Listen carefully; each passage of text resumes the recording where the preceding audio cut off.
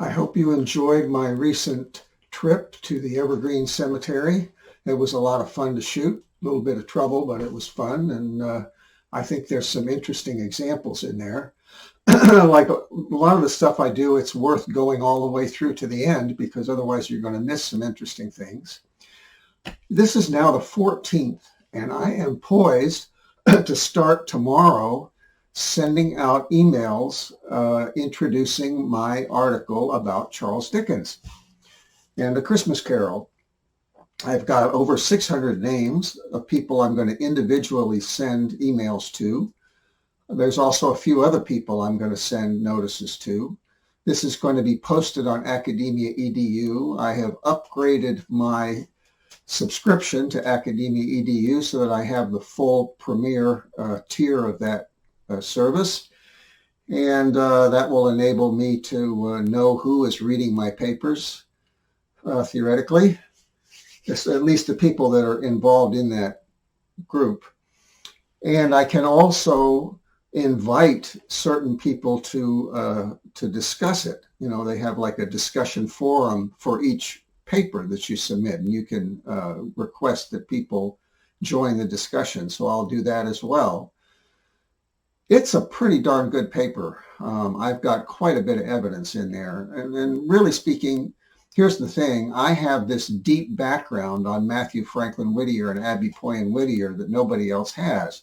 To me, it's a done deal. It's obvious, not just because I feel it and remember it, and not just because I want it to be true, but because of the deep context that I can put that story into. Dickens has no such context. This is the thing that I've learned while I've been studying these examples of Matthew being plagiarized and Abby being plagiarized. The plagiarist has no context for having written these works. And some of them are clever enough to try to fake it, but they don't have it. And when you look at the real author, they have a very deep context. The example I gave in my paper was of J.R.R. Tolkien and the Lord of the Rings series. I mean, you look at that story and you can see where he got the information from, you know, his study of ancient Norse mythology and various other things, you know. I mean, his life's blood is in those stories. Well, the same is true for A Christmas Carol and Matthew and Abby and some other things that were plagiarized from Matthew, you know. Right now, while I've been waiting to get online and send these emails, I've gone ahead and started proofreading and editing my next paper, which is about Edgar Allan Poe and The Raven. The Raven was definitely written by Mathew Franklin Whittier and not by Edgar Allan Poe. And this is one heck of a paper. If the paper about Dickens and A Christmas Carol was good, this is exceptionally good and strong. So I've now just finished the 20th pass on this paper, and I'm sure there'll be more. My deadline for Real Paranormal Magazine UK is June 22nd, and then they will probably publish it by July anyway, say by the 4th of July. And then I have to wait another month and then post it on Academia EDU and go through the same process that I'm going through now with this paper.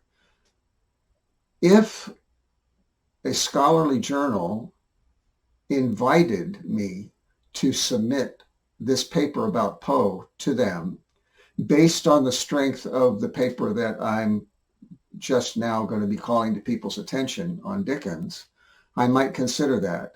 I don't have any intention of shopping it around or submitting it to any journals, partly because those journals, especially the ones that are concerned with Edgar Allan Poe, are fan journals, I would say. They're fans of Edgar Allan Poe, and they're not going to be amenable to finding out that he stole a raven from somebody outright, falsely claimed it. You know, now there may be other journals that have to do with Victorian literature that might be interested, but as long as I'm a nobody, I think I could submit for the rest of my life and never get anything published, you know.